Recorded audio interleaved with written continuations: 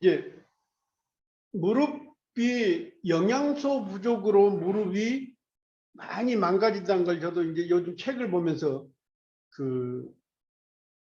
느끼고 배웠어요.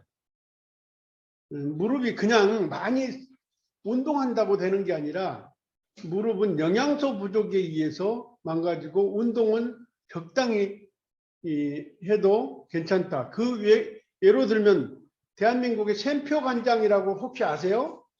샘표 관장 회장님이 지금 22년생이면 90 몇 세예요. 근데 그분이요, 운동 전혀 안 한다면 뭐하지만 운동 거의 안 해요. 대신에 즐겁게 살아요. 색스폰을. 제가 그분을 60년, 50년 전에 만났거든요. 제가 40년. 제가 그때 뭘 했냐면은 공릉이라고 거기 저수지에서 갈비집하고 저수지 그 있잖아요. 낚시질한 거를 했어요. 그때 그분들이 거기서 파티를 했어요. 그런데요, 샘표 사장은 샘표 박 사장은 그때 당시 사장이 지금 회장이지만 색스폰을 연주하고 오비 사장은 오비만 마시고 진로 장 사장은 진로만 마시더라고요. 우리 그러니까 공릉 유원지에서 파티를 하는데, 그래서 특색이 다 있구나. 자기 술만 먹고 그리고 하는데 그 장 사장님은 소주만 먹으니까 그 진로 장 사장은 성격이 좀 그렇게 된 것 같아. 그런데 진로 박 회장님은 색스폰을 부는데 너무 잘 불어요. 저도 반해버렸거든요. 샘표 지금 회장이에요. 샘표 관장. 그러니까 우리가 즐겁게 살아야 돼요. 즐겁게. 그리고 영양소를 잘 섭취했을 때 무릎이 안 망가진다는 거예요. 샘표 회장님 지금도 그래요. 나 운동 심하게 안 해. 조금씩 뭐 걷는 것도 조금씩 하고 유산소 운동할 뿐이야 그래요. 그런데도 100세가 다 됐는데도 건강하다는 거죠. 그래서 영양소를 잘 먹는다는 거죠. 그걸 연구하다 보니까 샘표 그 회장님이 영양소 섭취를 잘해요. 그럼 우리 무릎을 한번 보자고요. 무릎이 제일 잘 망가지잖아요. 대한민국 사람들은. 그러면 무릎은 이렇게 생겨서 관절낭이 있고 연골이 있고 인대가 있고 혈액, 활액, 관절액이 있고 활액막이 있고. 그런데 어때요? 보통 보면요. 활액, 여기에 있는 중간에 있는 활액, 관절액이죠. 이게 많이 분비돼 버리면은 활액막이 터져 버리잖아요. 그래서 사람들 가다 보면 케어를 할 때 보면 무릎이 부어오른 사람이 있어요. 위에, 무릎 위에가. 그러면 활액이 너무 많이 나오고 있다는 거예요. 그 많이 나오면은 어때요? 아프니까 많이 나오겠죠. 거기다 그 침을 놔주고 벌침을 놔주고 어떨 때는 과샤도 해주고 하는데 그걸 약을 먹어서 고쳐지지 않는다는 거예요. 그리고 활액 과다 분비가 안 좋으니까 너무 심한 운동하지 말라. 적당한 운동을 하라. 그래서 과한 운동은 오히려 손해를 볼 수 있다. 그리고 물 빼는 것은 일시적인 효과예요. 그게 고치는 거 아니에요. 물을 계속 빼면 어떻겠어요? 활액이 빠져나가니까 문제는 나중에 무릎이 뼈가 전부 약해져 버리는 거죠. 그래서 물 찬 원인 치료법. 물에 이제 물이 차면은 누하, 운동, 강한 운동, 과격한 운동, 그리고 관절낭 속의 안쪽 활액이라고 하는데 그 막이 조금 전에 그림을 봤던 것처럼 내벽에서 미끌미끌하고 점성이 있는 액체거든요. 그게 터진다는 거죠. 그래서 무릎으로 올라온다. 그리고 활액은 평소 무릎 관절을 사용할 때 관절에 오일 역할, 윤활유처럼 이렇게 넣는 거죠. 그래서 나이가 먹고 영양소가 부족하면 많이 나와서 그게 터져버린다. 만약에 사람들이 무릎에서 부은 정도가 2, 3일 지나거든 활액막이 문제가 생겼다는 걸 느끼셔야 돼요.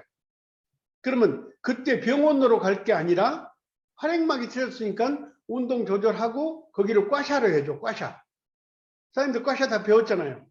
그리고 침을 놔주고 그리고 글루코사민도 어떤 걸 먹어야 돼요? 소나무 유황, 상어 연골, 보소일제 이런 거로 된 거를 먹어야죠. 그러면 보스웰리아에 대한 공부를 좀 할게요. 전체적인 조인트 가드에 대한 공부를 지금부터 한다면은 조인트 가드는 MSM이 조인트 가드예요. 그리고 조인트 가드는 단백질 합성과 무릎과 모든 관절, 손톱, 발톱 염증을 완화시키는 게 조인트 가드예요. 그런데 조인트 가드는 연골을 좋게 하고 글루코사민은 근육을 좋게 하잖아요. 조금 전에 그림에서 봤죠. 그러니까 여기 보면 관절, 연골, 이렇게 인대가 있잖아요. 인대 이런 게 근육이잖아요. 인대를 좋게 하는 것들이 뭐죠? 글루코사민이에요. 게껍질, 새우껍질. 그리고 조인트 가드는 MSM은 소나무 유황은 손톱, 발톱, 염증 이런 거를 좋게 한다는 거죠. 찌꺼기가 쌓인 거를 밖으로 내가요. 그래서 소나무 유황은 다행스럽게도 수용성이에요. 지용성이면 돌에서 뽑은 것들은 지용성이 많죠. 지용성이죠. 유황도. 그래서 우린 간을 해치니까는 식품을 조금 먹어라 하는 말들을 많이 듣고 있잖아요. 누군가에 의해서. 그러면 지용성은 많이 먹으면 간을 해칠 확률이 높잖아요. 수용성은 간을 해칠 일이 전혀 없어요. 그래서 비타민 D를 많이 못 먹게 하는 거예요. 뭐니까? 지용성이니까. 오메가3가 지용성이니까 치료할 때만 많이 먹으라는 거죠. 항상 너무 많이 먹으라는 거 아니에요. 그래서 비타민 A도 너무 많이 먹으면 안 되잖아요. 폐를 부담 줄 수가 있어요. 지용성은 그래요. 그런데 지금 소나무 유황은 수용성이에요. 그럼 세계, 미국, 캐나다 같은 데는 굉장히 이 수용성 소나무 유황을 굉장히 치료제로 입증을 했어요. 그래서 무릎을 6배로 강화시키는 게 조인트 가드예요. 연골을 좋게 하니까. 그 다음에 무릎에 제일 좋은 소나무 리그린에서 뽑은 유황. 그러니까 글루코사민은 조금 전에 얘기했던 새우껍질, 게껍질에서 글루코사민, 아미노당의 일종 근육 외골격, 세포벽을 구성하는 키토산과 같은 일도 한다 했잖아요.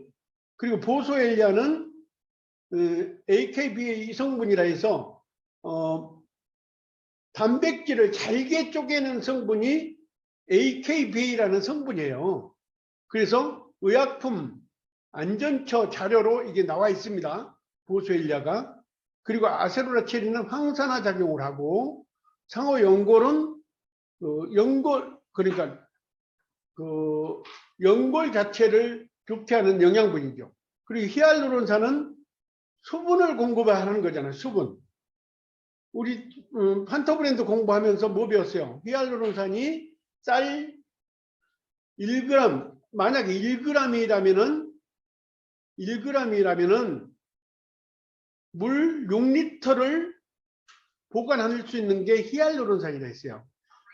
그러니까 판토브랜드나 우리 콜라겐 같은 데는 히알루론산이 3g이잖아요. 그러면 1.8리터의 물을 보관할 수 있는 게 히알루론산이에요. 그런데 여기 지금 조인트 가드에도 히알루론산이 들어있다는 거예요. 그러니까 히알루론산을 함께 있기 때문에 근육이나 관절이나 이런 것들이 굉장히 좋아지는 거죠. 그래서 여기에서 설명하고 있는 건 상호 연골은 컨트로이친 연골 원료를 보충해 준다 했잖아요. 지금 시중에 있는 관절약들이 컨트로이친이라고 나와요. 그거를 대신한다는 거죠. 컨트로이친 시중에 있는 관절약이 여러 가지가 있는데 한 가지만 조금 낫다는데 그것도요 뼈를 망가뜨리고 이장을 그냥 빵꾸 내고 하니까 관절약을 드신 분들이 어때요? 이장병으로 너무 고통스러워 하잖아요. 그게 컨트로이친을 먹어서 그런 거거든요. 그러면 그거를 다른 약이 있으면은 대체가 되는데 아직까지는 다른 약이 없어요. 그거를 상호 연골이 대신해 준다는 거죠. 그렇게 들어있는 것들이 바로 조인트 가드인데 현재 한국인이 보통 조인트 가드 섭취량이나 글루코사민 섭취량이 35mg이에요. 그런데 국가에서 정하고 있는 거는 1500mg이죠. 그러니까 전부 다 우리 여기 이음새가 전부 고장이 나 있어요. 한국 사람들은. 우리 그 청소도 하고 무릎 더구나 그 양반다리 하고 이런 것도 많이 했어도 그렇다지만 요즘 젊은 사람들이 무슨 양반다리예요. 요즘 다 식탁에 앉아서 밥 먹고 하는데도 서양화 됐는데도 무릎이 지금 젊은 애들도 너무 아프다는 거죠. 그게 바로 조인트 가드, MSM 그리고 글루코사민 부족으로 오는 일이라는 거죠.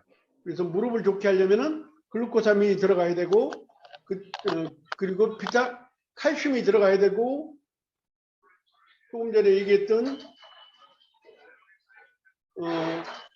히알루론산은 좀 전에 공부했고 프로틴, 미네랄, 오메가3 영양소를 섭취해야 그리고 특히 독이 많기 때문에 이스티비를 꼭 함께 섭취하면은 자연적으로 무릎에 물찬 게 없어진다는 거죠. 사람들이 침으로 놓으면서 아무리 해도 잘 안 나는 사람이 있어요. 그건 영양소 부족이죠. 그래서 이런 거를 물찬 그러면 나이가 먹으면 물이 더 찬다. 그거는 뭐라 했어요? 관절액이 너무 많이 나와서 관절막이 활막이 터져버렸다는 거죠. 터져서 나중에는 뼈에 연골이 다 망가지겠죠. 이렇게 부상이 넓어요. 혈액 과다 분비면 그게 나와서 이 뭐죠? 뼈와 뼈 사이를 연골을 망가뜨리는 거거든요.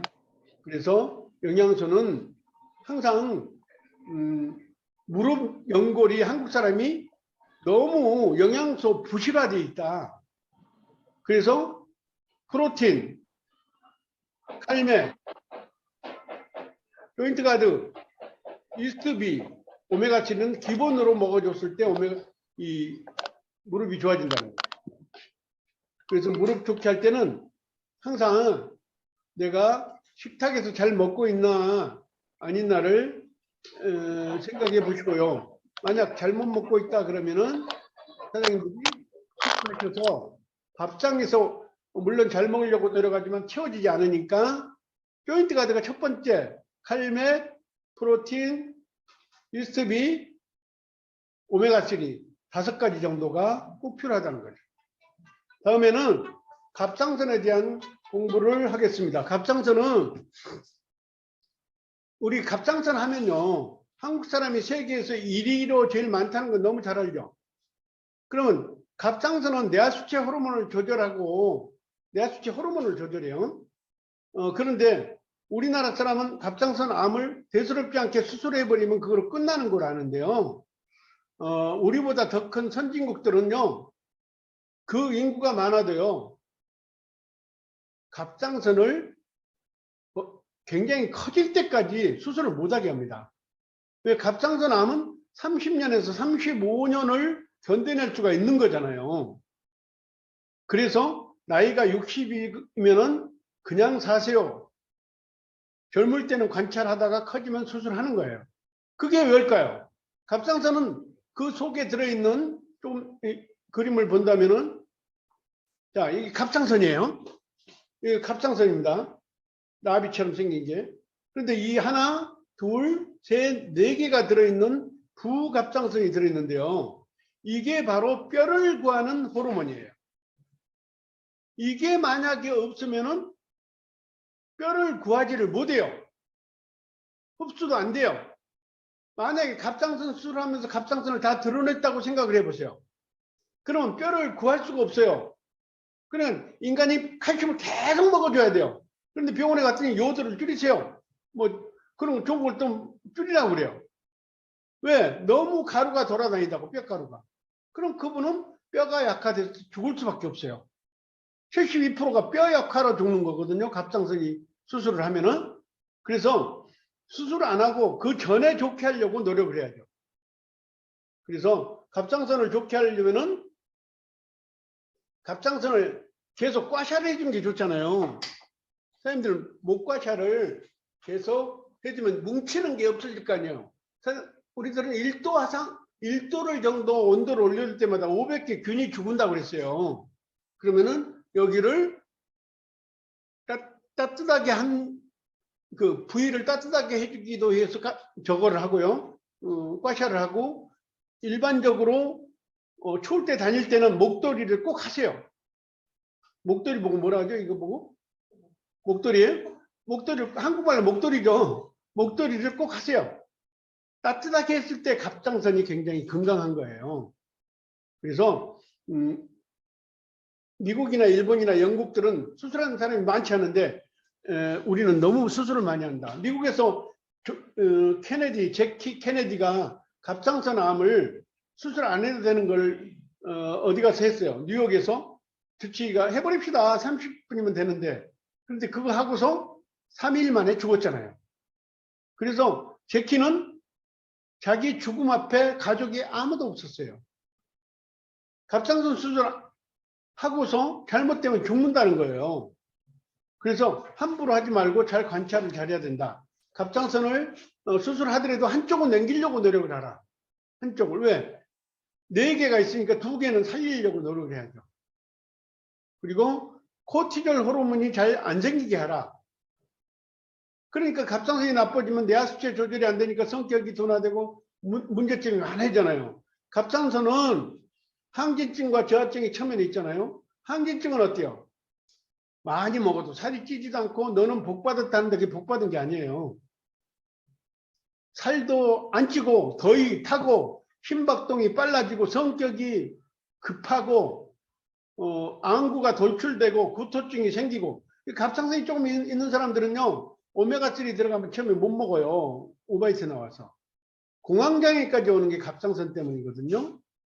그리고 갑상선 저하증은 어때요? 체중이 늘고 조금 소식을 해도 살이 찌고 추위 타고 심박동이 느려지면서 폭식, 안구 돌출, 어지럼증이 오고 의기소침해지고 의욕이 없어지고 그리고 암으로 발전할 일이 너무 많잖아요. 그래서 병원에서 갑상선을 진단받았다. 갑상선 저하증을 진단받았다면 맨 먼저 암을 찾고 진단을 받아야 돼요. 그리고 내가 혹시라도 보험이 안 들었다면 빨리 보험 들어야 돼요. 저하증이 만약에 내가 병원에서 저하증인데요 그러면요. 왜 그러냐면 암이 올 확률이 너무 많아져요. 그리고 항진증보다 저하증이 암이 올 확률이 너무 많아요. 왜? 호르몬을 전혀 만들지 못하니까. 항진증은 조금씩 만들어요. 부족해서 막 스트레스를 받으니까 그러는 거지. 저하증은 아예 못 만드니까 그냥 포기 상태로 살만 뚝뚝 찌고 그러거든요. 저하증이 더 무서운 거예요, 사실은요. 저하증이 있으면은 남편한테 화를 그러는데 잘 안 내요. 아예 포기하고 사니까. 근데 항진증 있는 사람은 성질을 더러워져요. 성질이 더러워져요. 좀 부족하니까. 아예 포기를 안 한다는 거죠. 그랬을 때 코티졸 호르몬이 많이 생겨서 그렇다. 그래서 뭐로 막아야 된다? B군을 많이 막아야 된다. 이스트비, 더블엑스, 오메가3, 유산균. 그런데요. 오메가3 처음에 못 들어간다 했죠. 천천히 들어갔어요. 이스트비 많이 먹으면 나중에 좋아집니다. 그리고 목을 꽈샤를 자주 해주라. 현재 수술하신 분들도요. 자꾸 이렇게 꽈샤를 해주세요. 오일 발라가지고 로션 발라가지고. 그리고 B군은 항상 챙겨 먹으라는 거죠. PTH 그 호르몬이 활동을 잘하게끔 꽈샤를 해주는 게 좋습니다. 신경세포 약화되죠. 백혈구 약화되죠. 치아도 나빠지죠. 스트레스 생기죠. 뼈에 의한 사망률도 높아지죠. 갑상선 문제가 되면. 왜? 부갑상선을 잘라내면 그렇다는 거죠. 갑상선에 대한 이해가 갔죠? 그럼 다음에 갑상선 기능 저하증은 암 검사를 필수적으로 하라 했잖아요. 좋은 음식은 뭘까? 항진증의 저하증의 여기 항진증부터 할게요. 항진증에 좋은 음식은 하루 3끼를 꼭 먹어라. 보충 에너지를 꼭 먹어라. 김, 우유, 미숫가루, 치킨, 근육을 좋게 하는 식품, 육류, 생선. 왜? 근육이 약해져 버리니까요. 항진증이 있으면. 그 가다 보면 세 다리 있는 사람들이 앞에 지나가면 저분은 갑상선 한기증이구나 이렇게 보시면 돼요. 이렇게 그 다리가 아주 바짝 말린 사람들 있잖아요. 근육이 없어서 그런 거예요. 그럴 땐 잘 먹어야죠, 여기를. 그리고 피해야 될 거는 콩이 좋지만 소량으로 먹어라. 브라질 너트 14g 이하로 먹어라. 미역, 뇨도 조금씩 먹어라. 계란, 노른자 피하라. 유제품을 피하라. 글루텐, 그러니까 글루텐이 들어간 것들이 유제품 글루텐이 빵이잖아요. 빵. 피하라. 양배추, 브로콜리, 청경채 등을 소량으로 섭취해요. 많이 먹으면요. 속이 가스가 계속 차올라요. 갑상선 한증 환자. 그 금방 잃어버려도 괜찮습니다. 뭘 먹으면 된다고요? 일습이 먹으면 되니까. 그리고 기능 저하증에는 좋은 음식은 잡곡밥, 유산균, 콩보리, 현미, 흑미 등 채소 이런 거고요. 섬유소, 토마토, 흰살, 생선이 좋고요. 피해야 할 음식은 양배추, 브로콜리, 케일, 흰밀가루, 설탕, 두부, 술, 담배, 케이크 등인데 그냥 양배추가 다 좋다고 많이 먹어놓으면 이런 분들은 가스가 차가지고요. 꺽꺽거리고요. 소화제 먹게 되고 그래요. 그러니까 야채라고 다 좋은 거 아니에요. 브로콜리라고 다 좋은 건 아니라는 거죠. 소식에 대해 줄여줘야 돼요. 이런 분들. 다음에 대상포진. 요즘 대상포진이 굉장히 많더라고요. 대상포진은 수두염균이 내 몸에서 자리 잡고 있다. 요즘처럼 면역력이 떨어지면은 콜로라균이 들어온 것처럼 똑같아요. 그러면 쑤시고 아프고 처음에는 가렵죠. 눈 주변에 대상포진은 홍채염, 각막염, 실명, 이기까지도 와요. 바이러스가 수막염이나 뇌염, 간염이나 폐렴으로 진행되기도 해요. 중추신경계에 손상되면 안면마비가 되거나 청각 손실, 중풍 등으로 혼수 상태가 오는 치명적인 증상으로 진행되기도 해요. 대상포진은 무슨 균이 몸에 남아있다고요? 수두염균. 죽을 때까지 가져가는 게 수두염균이에요. 수두염을 알았건 말았건 수두염균은 꼭 들어와요. 근육 세포 속에 숨어 살다가 면역력이 떨어지면 먹는다. 이런 사람이 최고 생각나는 게 뭐예요? 이런 사람이. 이번에 새로 나온 면역 있잖아요. 이뮤니티 디펜스. 그거가 대상포진에 그거가 생각나죠? 면역력을 올려줘야 되니까. 그리고 유산균 오메가3죠. 오메가3를 이런 분들은 얼마만큼 먹나? 하루에 30알 이상을 먹어야 돼요. 그랬을 때 가려움증이 오다가 없어지는 거예요. 완전히 퍼져버리면 큰일 나거든요. 오더라도 조금 오라고 그러는 거예요.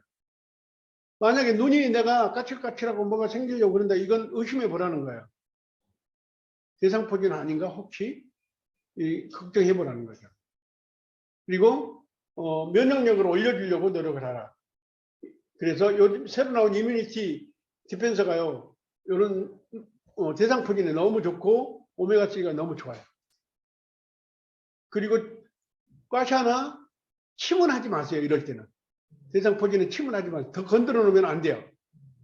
이 진물이 생기기 전이라면 괜찮은데 진물이 생겨버리면 아마 안 돼요. 그래서 그거 꼭 조심하고요. 애들도 어렸을 때도 올 수가 있어요. 왜? 면역력이 떨어진 아이들이 뭐예요? 엄마 젖을 안 먹고 우유를 먹었더니 면역력이 떨어졌잖아요. 유산균도 안 먹이고. 그럼 아이들이 아파 울다가 바로 배가 안 아프면 감기가 아니면은 바로 수두염균이거든요. 그럼 좁쌀처럼 인원하고, 이럴 때 저는 우리 손녀를 가지고 실험을 해봤으니까 너무 확실해요. 이습이 많이 먹이고 유산균 먹이고 그리고 오메가3를 못 먹이니까. 그리고 로션으로 계속 발라주고 마사지를 해줬어요. 그랬더니 좋아지더라고요. 그래서 여기 이 족저근막염까지 할게요. 오늘 족저근막염은 뭐죠? 딱 족저근막염이라고 하면 맨 먼저 떠오르는 게 오메가3 셀레늄이에요. 그래서 족저근막염은 근막에 염증이 생겼다는 거죠. 침을 넣을 때는 옆에다 놓으라는 거죠. 옆에다. 그리고 오메가3를 메가요법으로 먹어주라는 거죠. 그럼 메가요법이 얼마일까?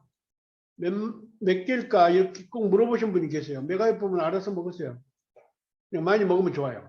오메가3 많이 먹고 계속 지속적으로 너무 많이 먹으면 안 되지만은 많이 먹고 탈난 사람이 설사밖에 없어요. 설사. 너무 많이 먹어서.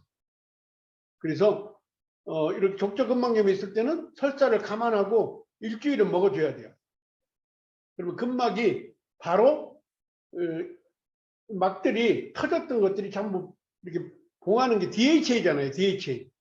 그런 일이 없어진다는 거죠. 아픔이 없어진다는 거죠. 여기까지 공부를 했고요.